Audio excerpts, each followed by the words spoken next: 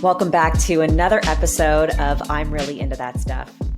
This is the podcast that features me, Jana Stern, psychic activator, energy healer, and astrologer, as I delve into deep conversations with different folks in the holistic and conscious industries about the many beliefs and practices of spirituality, mental health, and what it means to be a human who's into that stuff in the 2020s and beyond. I'm Really Into That Stuff is excited to tell you that we have won one of the top 10 Esoterica podcast spots on feedspot.com.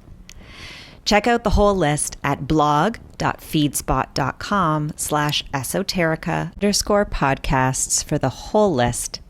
Thanks to our friends at FeedSpot for this incredible honor. Welcome back to another episode of I'm Really Into That Stuff. I am your host, Jana Stern, and I am joined by the brilliant, radiant. You are always so radiant. She's wearing it like a badge of honor today. I see it radiating in your face. Tell us a little bit about who you are and how you got into that stuff. Fairy, we're shifting it for you over there.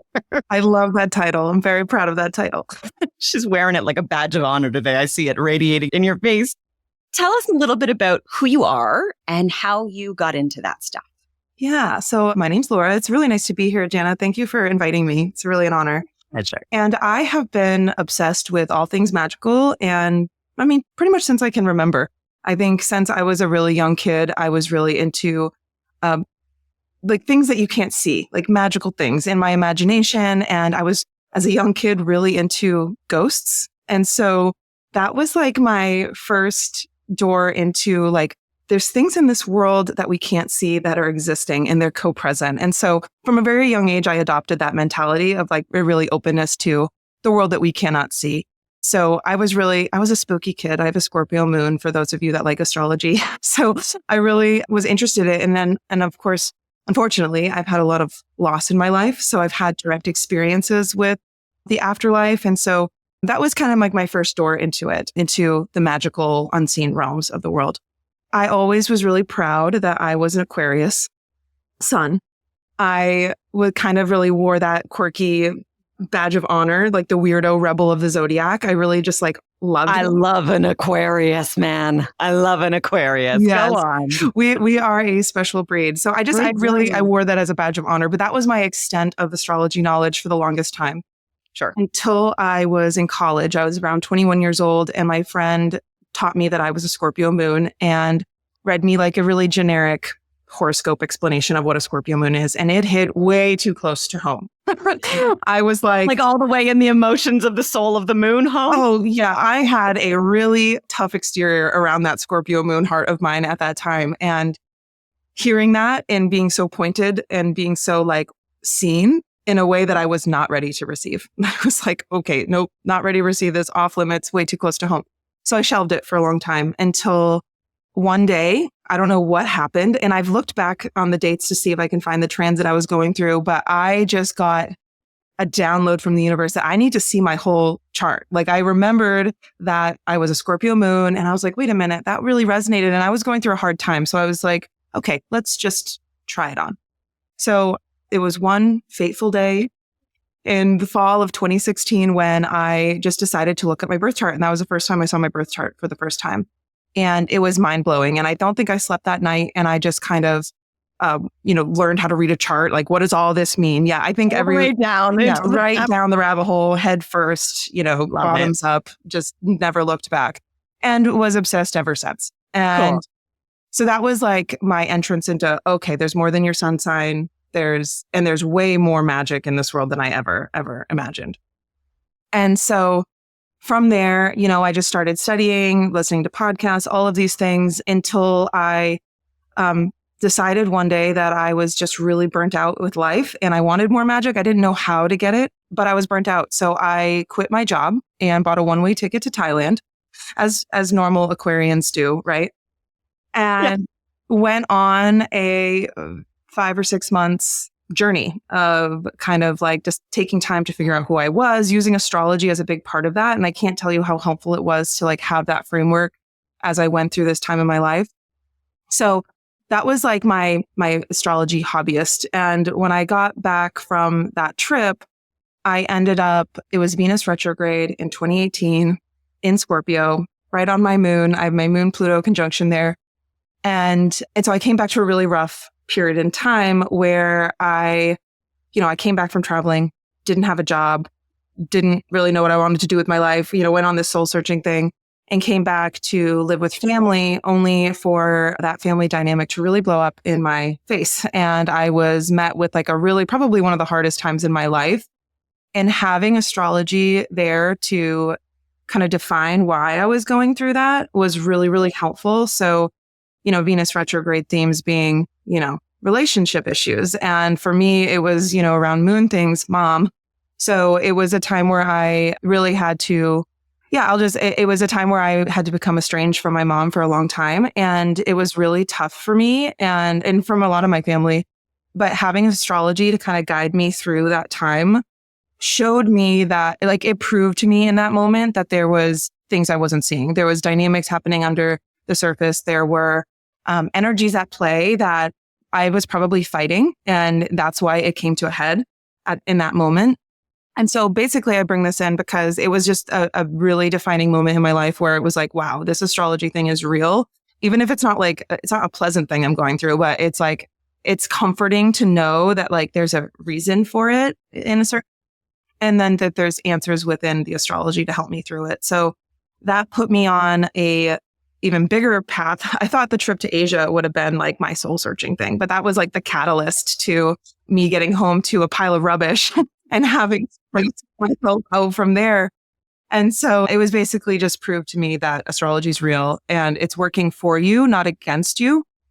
So basically, I had readings, I went through this big journey, and I started learning about how to work with cycles more during this time. And I was really spending a lot of time alone during this time. It was a really time where I had to step back and really like redefine myself for myself.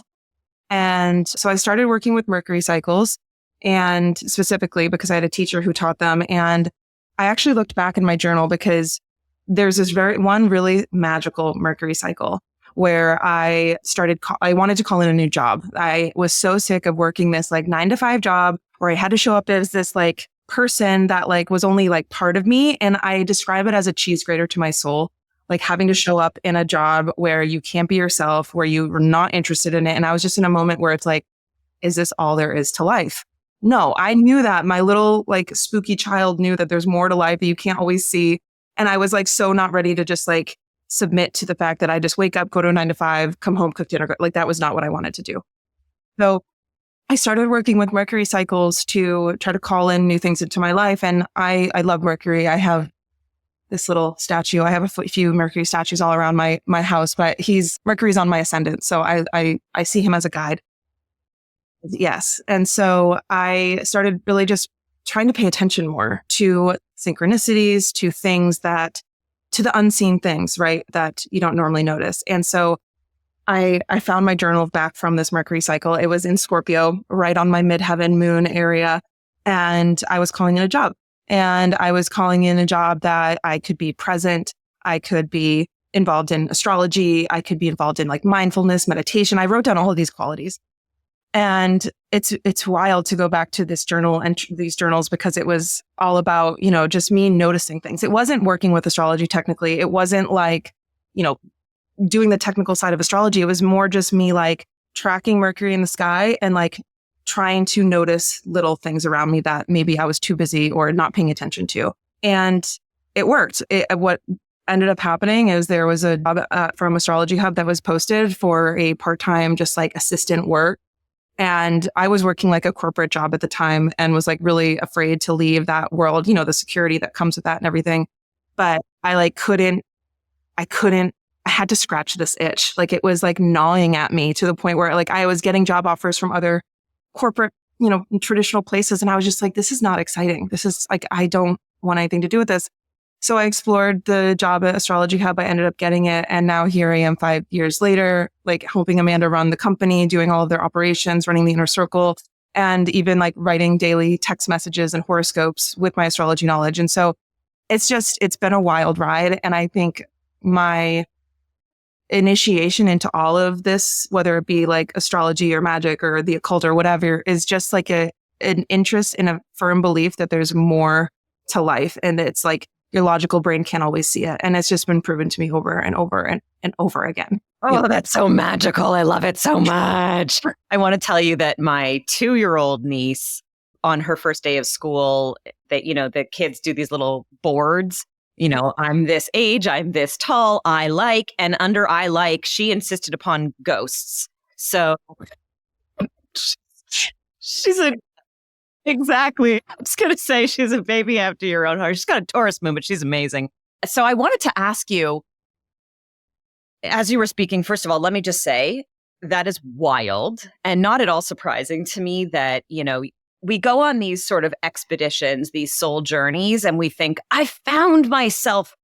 And then you're like, wait a minute, just hold on. Finding myself out there is lovely, but who am I when I return? And who do I really want to be? But you spoke about astrology as a framework while you were traveling.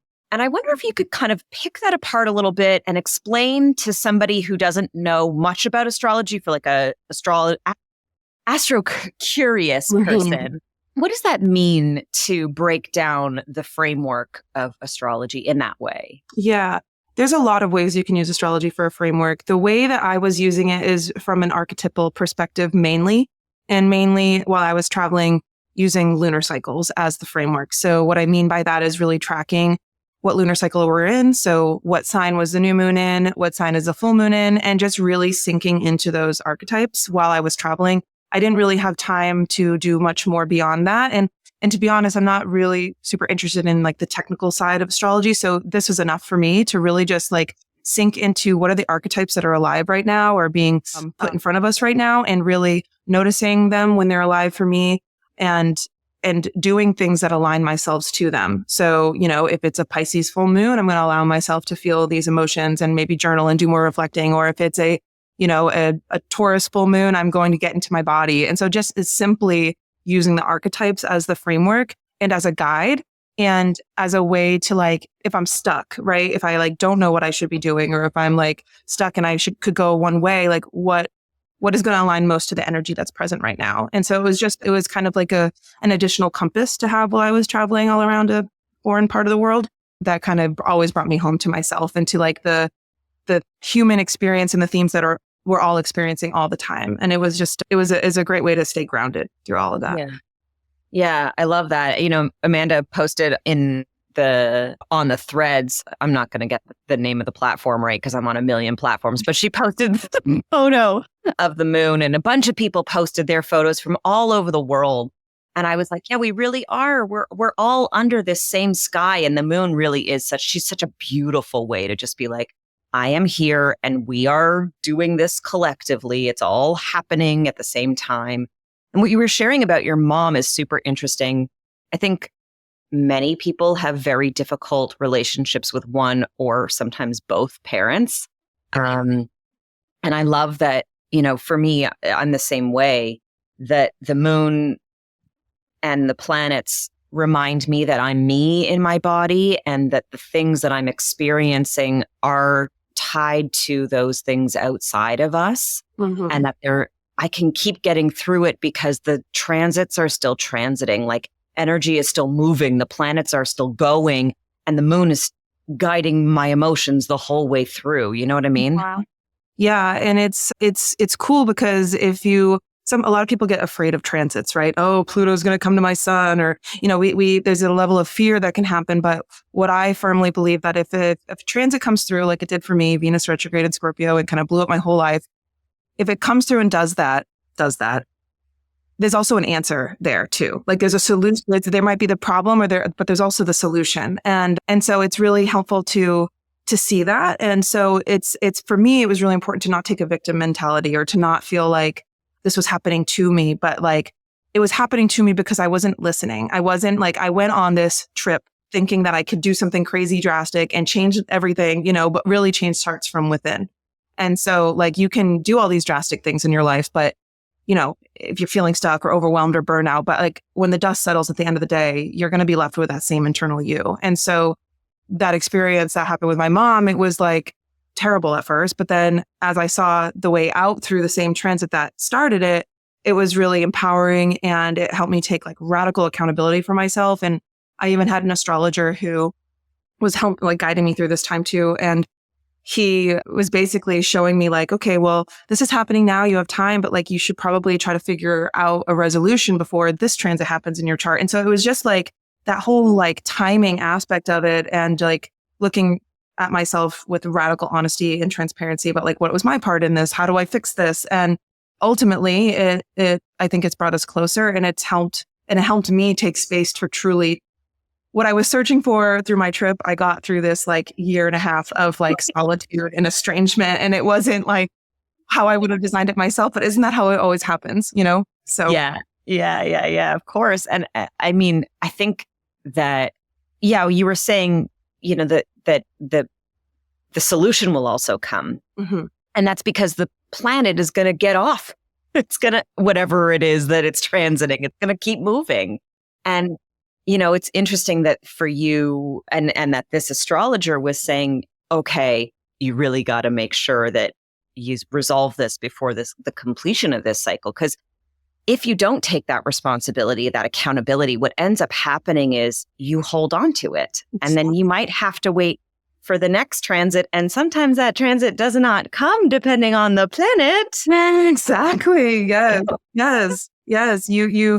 You really, it's important to really take ownership over what happens to you, because if you don't, like you said, you hold on to it, and the cycles just go around and around and around. And then these things will pop up, and they want to be healed. They want to show up in your life so that you can transform them.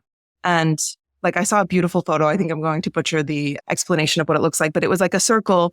And it was like I saw the pattern, so I got off. So it was like the spiral, and then all of a sudden it goes into a different direction. And I think that that's something that astrology really helps you see more clearly, because sometimes we're so busy with life and we're so busy with our own stuff that we can't see where the exit out of the pattern is. And that's what astrology has given me. That's beautiful. I love that so much. I also think that being aware of where things are for you can be so empowering. And you know, you talked a little bit about sort of like this enchantment. I love that you're a magic kid. I'm a magic kid too. I was the kid that was like, you know, making potions in the backyard. Mud potions, yes. Right? Who doesn't love a good mud potion? Don't drink it though, maybe. And, you know, I was always lighting candles and that kind of thing. I was like a weird kid. I was a crystal kid. I am a crystal kid. Yeah. So I'd love for you to share a little bit about enchantment and just kind of what it means for you and how maybe astrology adds to that, but maybe not even. I don't know. Yeah. Well, I think astrology has really just made me double down on a belief that I've held since I think birth. You know, like I don't remember a time where I ever was, you know, an atheist or so rational and so logical that like there's no space for the magic in my life. So I think it's something I've held since birth. And why enchantment is so important to me is because I've never been super religious. I, you know, grew up Catholic with my family. Shortly after all of the scandal with the Catholic Church happened, my parents really didn't push it anymore. So religion was not something that was ever a big part of my life. But I've always been like, there's something more. And I think that, you know, everyone has their thoughts on organized religion, but I do think that it's really valuable for people to have some sort of organized spirituality or some sort of connection to something bigger, source, whatever you want to call it, the universe, source, God, whatever. And so enchantment was my way to do that. And being able to like believe that something bigger exists, and how I had that connection was being constantly enchanted by the world around me and like reveling in mysteries, and, you know, being able to look at a flower and be like, there's God there, you know? And, you know, later in life in my teens and, you know, early adulthood, you know, taking psychedelics was a big part of that too. And understanding that like, there's a lot more to this world. Like, yes, I'm taking a drug and I'm having this experience, but like, doesn't that tell you there's more to life than we're just experiencing in our rational everyday mind, you know? Right. If you can open the portal with this thing that the planet has provided. Mm-hmm. Exactly. The planet has provided it. So what does that mean? And like, what other ways can I open this portal, you know? And so it's just, I think it's so important to be enchanted with the world around you, because it's so easy in this world to get caught up in the 9 to 5, to get caught up in the technology and the social media, all these things. But if you have this connection to like the enchantment, like the beauty in the flowers, the beauty in the breeze, like anything really. You can see how magical anything is if you really put your mind to it. And I just think it's so important because I think the world or mainstream culture or whatever you want to call it is kind of going in a direction where like human consciousness is like the biggest thing, which it's amazing, but like Pluto and Aquarius, hello. We gotta know with this AI shit what's real. Exactly. But at the same time, it's like, if you think like your human consciousness and rational mind, whatever that is like the most magical thing in the world, like you forget like who created that.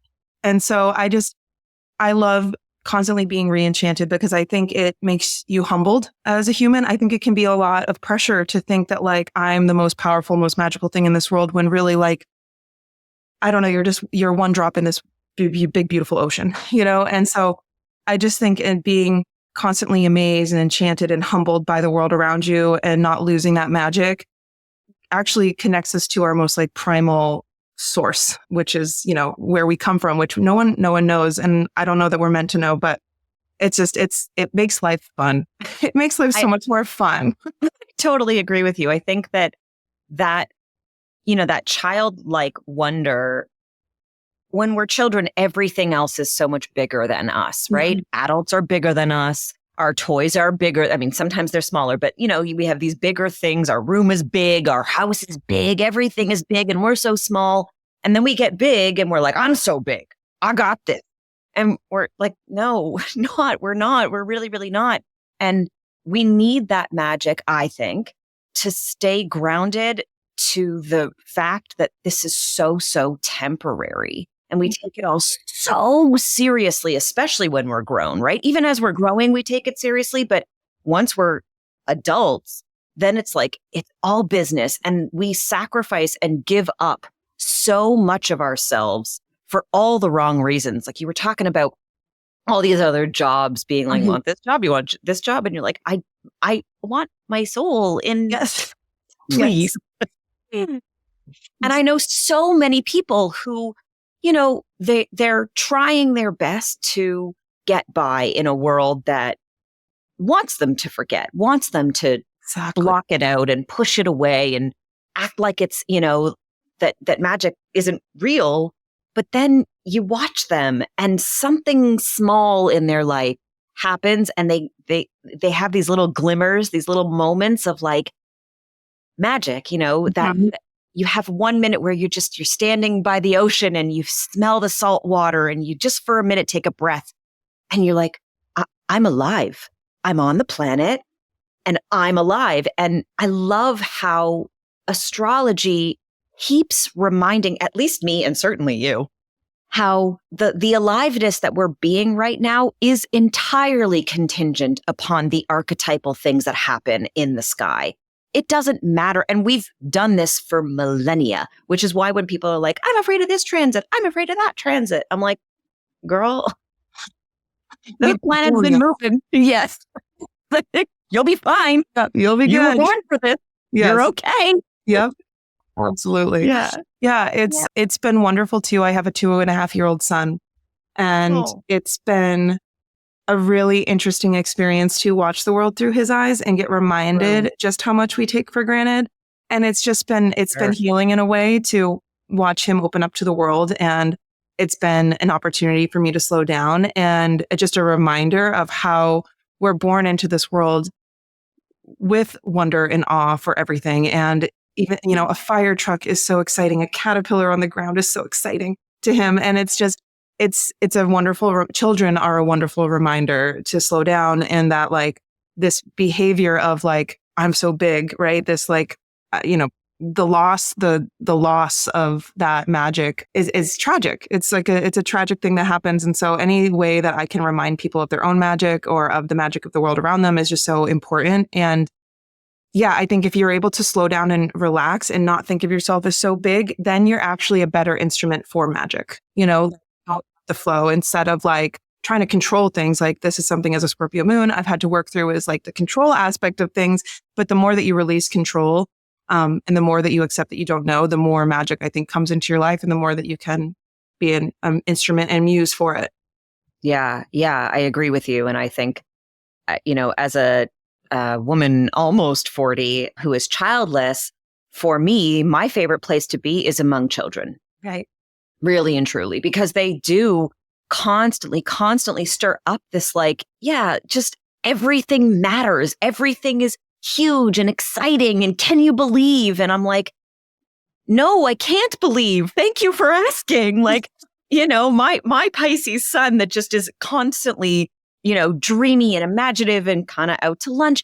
I'm always like, it's amazing that you think this way because I've been thinking this way my whole life. And people are always like, take it seriously, be this way, be that way, grow up. And I'm like, I just want to be exactly. I know. Like we live on this beautiful planet with all of these beautiful things and all of these magical experiences. And here we are doing 9 to 5s. And I'm not saying that like having a 9 to 5 is a bad thing, but so long as you... I am. I'll say it. That's a bad thing. Fuck that. I want to have a reality where we can all play all the time and live in, I believe that we're designed to be unique individuals, and our system wants us to be very, very similar, very, very dense in that third dimension. And I think 5-dimension consciousness expects us or allows us to be shapeless, to be whatever the fuck we are, however we are it. And fuck a 9 to 5. I don't want to work for your corporation. I don't want to work for some corpus dead. I don't want to be dead. I want to be alive. The 9 to 5. If you're still in a 9 to 5, believe in your freedom. Yeah. Yeah. I mean, I think that I love that. I never thought of corporates, I've never thought of that. And yeah, even the word like business to me too, like busy, it's like, I don't know. I don't know what a better, but words have meaning. And this is another way to just stay enchanted with the world around you, is to like really think about your language and the way you talk to yourself, the way you talk to others, because it's like, it is spells. The That's word, right. Light fairy. Yes, that's right. So it's just that when I think about like how I align myself to things, like these are the things I think about, like, can I be in my full magic and feel good about it in this space? You know what I mean? I wasn't always able to do that in my younger years. And I'm really grateful that I've found a place and a spot for me in society that I feel like I can be myself and help and truly help people. Yeah. Yeah. Yeah. I love that. Talk to me a little bit about working at Astrology Hub. First of all, it feels like it's the coolest job.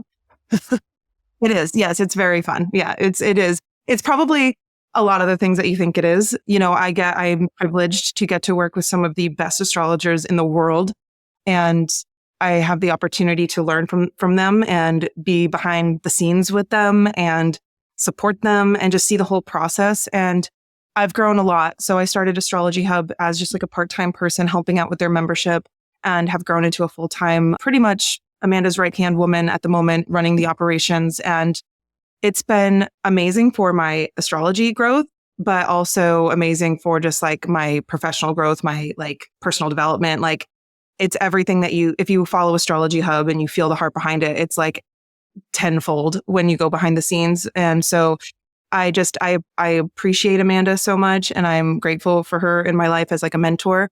And yeah, and so it's always something different with Astrology Hub.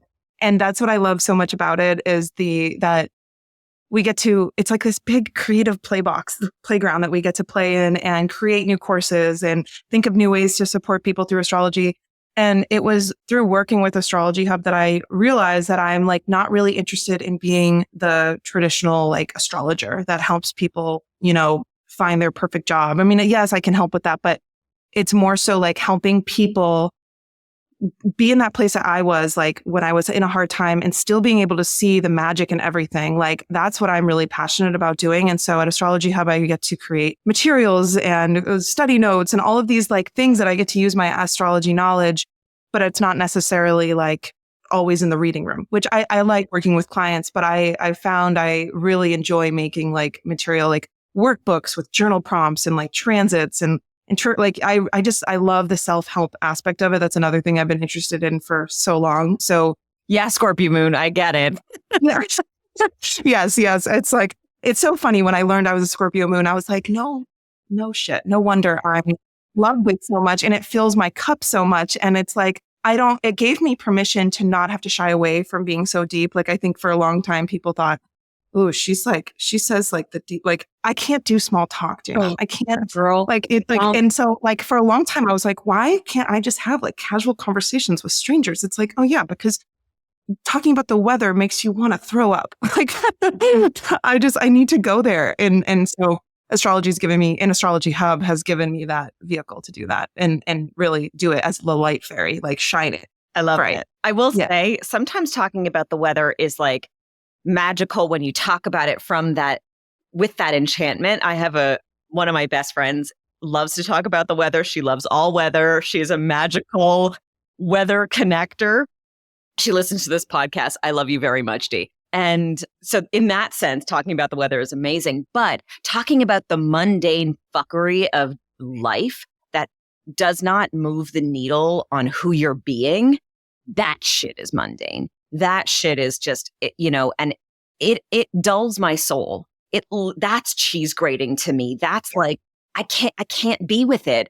I can't go near it. My Pisces sun and Mercury automatically, I'm like, don't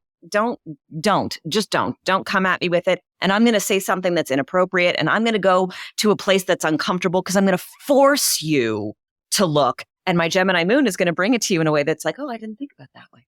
Yeah. Isn't it amazing how your astrology gives you like context and context to why you do certain things? Because like I have a lot of 12th house placements. And so if you don't know how 12th house, it can be really hard for you to access those parts of you or see them clearly. Not access, but like see them clearly. And so my astrology chart gave me that ability to see myself clearly. And it was a total game changer. Game changer. Yeah. It really is a permission slip, isn't it? It really feels like, whenever I give readings to clients, my one-on-one package that I offer starts with an astrology reading, because I always say, like, this is your design. This is who you're supposed to be. And you've gotten in your own way, but you are supposed to be this. So go back to the map, know who you are, give yourself permission, and then we'll unpack. How do you get from where you are to where you want to be over 6 months through coaching and readings and teachings and all of those things? But what you're talking about is like 100% true. You just need the permission slip. You need to be like, oh, it's hard for me because I have all these things in my design that archetypally make it so that I am the way that I am, and it's okay. So no wonder I don't want to grate myself in these 9-to-5 jobs, because my soul can't handle it. My energy field is asking for deeper, for more, and I'm not going to get that talking to Kathy and fucking HR about whatever her kid did this weekend, and not talking to whomever is in my life about like, here's what's alive for me. This is what I'm learning about who I am and how I'm trying to grow as a person. What are you learning? Right. And it's like when I think a lot of us have the experience of being some person at work and then some person the rest of their lives. And that was certainly for me. And it was nothing but detrimental to my own personal growth, because I was really working towards like wanting to be super authentic and wanting to live that design. And you can't do that in a situation where you have to be a certain way. And so finding Astrology Hub and being able to have this job, I say it's helped my personal growth, because it's just allowed me to like shed that additional layer that was only like protecting, or I don't know what it was doing, but it was just in the way. And so, yeah, it's been the ability to like live your design. I love that you walk your clients through that, because I think a lot of people's issues that they have in the world, like, or in their life, it's like often stemming from something on the inside, their internal design, their internal stuff, not matching their external reality. And it's like cognitive dissonance comes into play. And so I think the magic that astrology can bring people is to like help those two balance out or match the outside with the inside a little bit better. And people can feel at home in their internal realities and external realities. Yeah. And I think that that's the work that we really need right now. I mean, technical astrologers are amazing. The people who can be, look at your transits, look at your life experiences and say, oh, well, that happened because of this. And, on this day when you got married, it was this. And you're gonna, in the future, this. Like, I don't future predict as a psychic, as an astrologer. I don't future predict. Life is unpredictable, clearly. And I don't want to be the one who casts your future for you, because you have free will. But what I love is that we're all collectively waking up from some really, really, really unconscious spaces. And it's scary. I went through my dark night of the soul when I was real young, like in my 20s.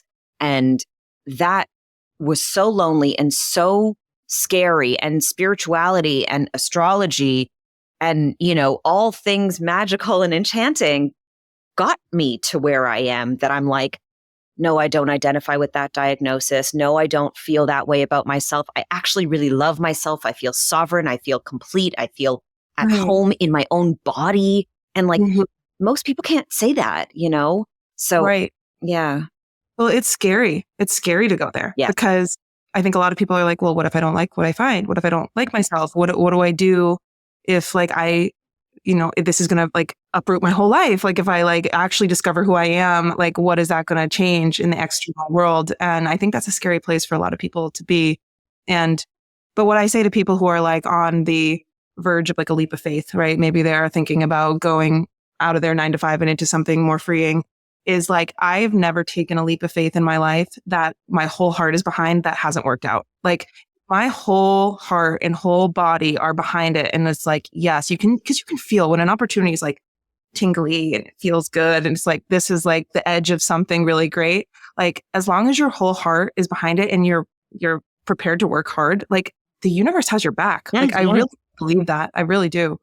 Mm-hmm. I fully agree. And you're speaking and I'm thinking about the quote, I leapt and so God provided the trampoline, Yeah, I love that. Yeah. Yeah. Like not just the net where you have to land, but like the trampoline, make a game out of it, right? I love it. Right. Because there's going to be ups and downs. I love that. So you go down, you go back up, you go down, you go back up. It's life. Yeah. I got to ask a question that's hard to ask, but do you have a favorite astrologer at Astrology Hub?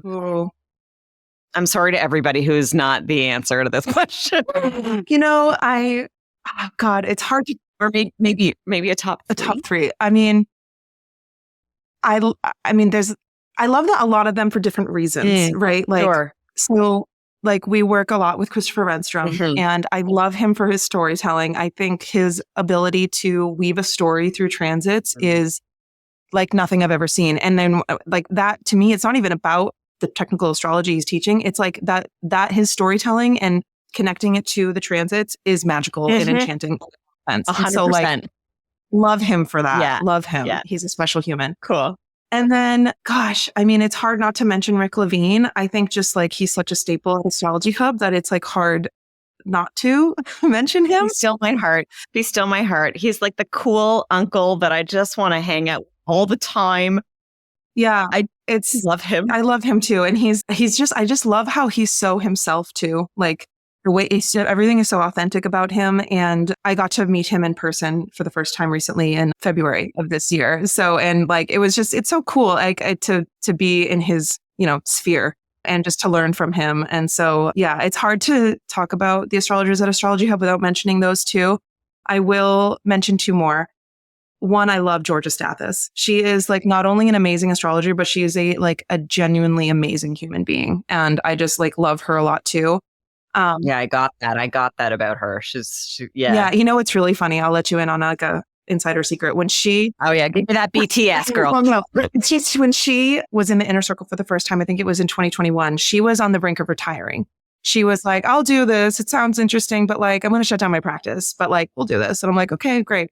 But she decided to continue on because she loves working with Astrology Hub and she like saw a lot of opportunity with us. And she continued working. Like she was on the brink of retiring and then she met us and Amanda. And I mean, they have an amazing connection, but yeah, cool. Just like an interesting synchronicity.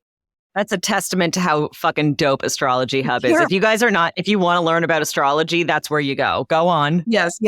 And so I would also be remiss to talk about astrologers I love without mentioning this one, because he was definitely my gateway into astrology. And he was the astrologer consulting me through my dark night of the soul when I went through that crazy Venus retrograde.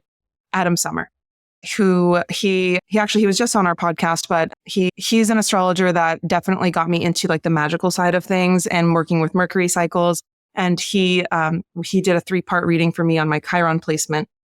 through that dark night of the soul that was like so impactful for me. He even was the one that said, and I would love to ask him how he knew this now that I know more about astrology, but he said in one of these readings, Laura, you're a really like career driven person. And at that time, I didn't feel that way because I was like searching for jobs and jobs. And I was like, Adam, I don't feel that way. And he's like, well, it's your birthright to figure it out because of how my chart is configured. And so then he goes on to say, you're going to meet a woman or a group of women that are going to show you how to integrate your Scorpio 10th house.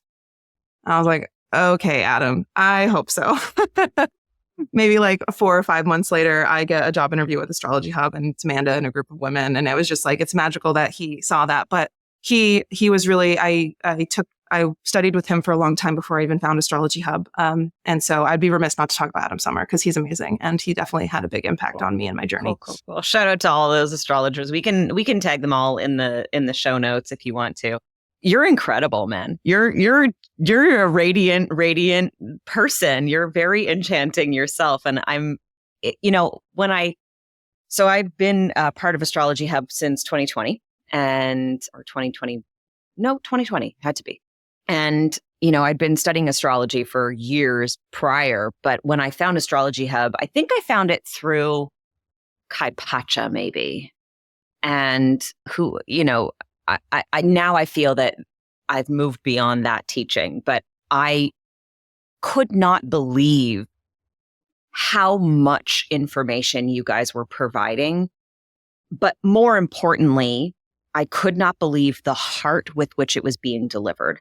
At that time in 2020, I think it was April or May, there was like a big 5-day or 4-day immersion. Oh, yeah. Do you remember? Yeah, at the beginning of 2020. Yeah. Yeah, the 2020 forecast, because we knew that big things were coming, but we didn't know what the storyline would be. And it's so interesting, Jana. We have a YouTube video that is like a highlight reel of that 5-day whatever that we did. And all of the astrologers are talking about what's going to happen in 2020, but they're not saying like, oh, there's going to be a COVID pandemic, whatever, but they're talking about the energy that's going to be alive. And you watch that back and it is eerie. It is eerie. That was a very auspicious time to join astrology for sure. Yeah. Yeah. And then I was in the deep dive that we did virtually. I think it was supposed to be an in-person event and then it became virtual in 2020, like on the other, like while we were in lockdown. And do you remember? Yeah, I remember they were starting to plan an in-person event at the beginning of 2020. And then of course we all know what happened. And so, yeah, it's likely that was supposed to be a in-person. Yeah. Well, and I remember just being like, at the time I was living alone with my dog and who has since passed, rest in peace, Rascal. And I felt so connected to the people in the container, to every single astrologer, to every single participant, and to Amanda in this way that I was like, who are these people? Take all of my money. I will, whatever this is, I want in. And, I've been watching. And when I joined the inner circle, which was, I think, earlier this year, or maybe late last year, I don't remember now. I've been watching and every, new moon, full moon cycle that you're holding these calls, I'm like, why is Laura so not putting herself forward? I'm like, I'm going to have her on my podcast. Let me put her on the fucking spotlight. Well, I appreciate that. It's hard to, like you said, like you identified with all of those astrologers and Amanda on our shows. And it's, it's a hard act to follow. And so but it's been, it's amazing. I am going through a Pluto transit right now where Pluto is at my ascendant. I have a 1-degree Aquarius rising and Pluto's been dancing. And, it's so interesting because this is one of those transits that people get afraid of, right? Oh, I'm going to get divorced. Someone's going to die, whatever. And I definitely thought that too. But what more than anything that has happened for me is it feels like the lights are on. Like it cannot tell you that the switch from Pluto in my 12th house to my first house has just felt like the lights have come on. And there's a party, like people are coming for a party and I have to, be ready for it. And so it's been easier for me to come out of my shell and put myself forward there. But yeah, it's been an interesting experience with that transit because it has not at all been scary. I mean, there's been tough moments for sure. Sure. As is life. Sure. But more than anything, I feel like, okay, here I am. No more shadow fairy. I'm the light fairy. I love it. I love it. I love that this moment is a moment that you can fully embody it and just be it. And it feels to me like there is this example that you're setting of what's possible when you don't fear being your weird, wild, wacky self, because it feels to me like you've just spent a lifetime being like, well, I'm an Aquarius, which I guess you are twice, right? Yes. And so really, really embodying that and just being like, yep, here's me, the weirdo, over here. I look normal, but I promise I'm not. That's my 5 planets in Capricorn. That's why I wore a blazer today. I'm embodying all pieces of me in my chart. But, I do still have trouble with it for sure. It's definitely a process. And so like anyone listening who is like going through a similar thing or wants to, turn the lights on for themselves, it's a total, in the chrysalis process that has taken years. And so I just appreciate this opportunity to like have my lights on and shine them bright, because it's like, it's really good practice, even if like to just like speak your truth to people, and you never know who you might attract by doing that. And so that's what I keep in my awareness when I'm like, ooh, should I share this? Is this too weird? Is this too deep? It's like, no, who knows who's out there who's like waiting for that beacon, Yeah. And I love the weird and deep. So go there for sure. Funny. You're saying about this chrysalis, that the word doesn't want to come out of my mouth. Chrysalid. It is. You're saying about the butterfly process? Yes. And I had a client who said something similar, and I kind of course corrected her. And I'm going to a little bit do the same with you here now, because I can feel that actually where we are astrologically and like collectively, really where you are is like, that moment after the butterfly comes out, it needs to sort of sit for a bit, and its butt is real fat, and then it has to pump that whatever juice into the rest of its body. You're there. Okay, we're not in the darkness anymore. We're like coming into the light. I love that. I feel like that's a stage of the whole transformation butterfly process that gets overlooked, which is like often the hardest part. Like you can do a lot of work in darkness alone, all this stuff, but when it's time to bring out into the world, into your community, into the people who've known you as one person all life, and now you're ready to show them your butterfly, that's harder in a lot of ways. Because they don't know what to do with you. You're like, they're down there on the ground and their density, and you're out here flying. And yeah, sometimes before that flight starts, you do need a little bit to like move the energy a little bit. Okay, who am I in this new body? Where does everything need to go? And how do I make sure that when I take flight that I don't just die, flop over and not be able to handle it? So this has been so beautiful. Thank you so much for joining me. Please share with everybody, how can they find you and how can they support you in your business? Yes. Well, thank you, Jana, for having me. I'm honored to be here. This has been really fun to talk to you about my story and just about magic in general. So I can be found at rootedsky.astrology.com. That's where if you want to get a reading or learn more about my practice, anything like that, you can go there. I'm also at Rooted Sky Astrology on Instagram. So that's where you can find my personal astrological musings.